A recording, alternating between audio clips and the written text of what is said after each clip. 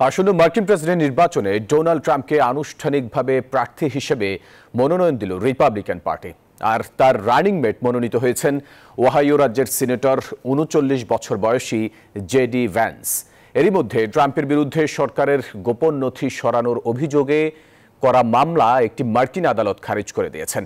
এদিকে মার্কিন president Joe Biden বলেছেন, ট্রাম্প ও ভ্যান্সের নীতিতে কোনো পার্থক্য দেখেন না তিনি। সোমবার যুক্তরাষ্ট্রের উইসকনসিন অঙ্গরাজ্যের মিলওয়াকিতে রিপাবলিকান জাতীয় সম্মেলনে প্রেসিডেন্ট ও ভাইস প্রেসিডেন্ট পদপ্রার্থীর মনোনয়ন চূড়ান্ত করা হয়। রিপাবলিকান দলের ২,৩৮৭ জন প্রতিনিধি ডোনাল্ড ট্রাম্পের প্রতি সমর্থন জানান। একসময় ট্রাম্পের কট্টর সমালোচক ছিলেন ভাইস প্রেসিডেন্ট পদপ্রার্থী ওহাইও রাজ্যের সিনেটর জেডি ভ্যান্স।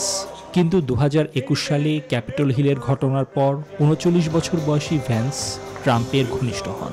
আগামী ১৮ জুলাই পর্যন্ত চলবে রিপাবলিকান পার্টির জাতীয় সম্মেলন। এরই মধ্যে ট্রাম্পের বিরুদ্ধে সরকারের গোপন নথি সরানোর অভিযোগে করা মামলা সোমবার খারিজ করে দিয়েছেন যুক্তরাষ্ট্রের ফ্লোরিডার আদালত। মার্কিন বিচার বিভাগের বিশেষ প্রসিকিউটর জ্যাক স্মিথের নিয়োগ সংবিধানসম্মত ছিল না দাবি করে মামলাটি খারিজের আবেদন করেছিলেন ট্রাম্প। সেই আবেদন মঞ্জুর করে রায় দেন ফ্লোরিডার আদালতের বিচারক অ্যালিন ক্যানন।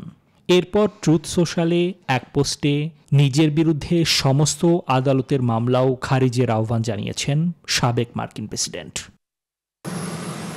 এদিকে রিপাবলিকান ভাইস প্রেসিডেন্ট পদপ্রার্থী ভ্যান্স সম্পর্কে সোমবার মার্কিন প্রেসিডেন্ট জো বাইডেন বললেন, তার সাথে ট্রাম্পের নীতিতে কোনোই পার্থক্য নেই। ভ্যান্সকে ট্রাম্পের ক্লোন হিসেবেই অভিহিত করেছেন বাইডেন। নিবিন আমিন, নিউজ 24।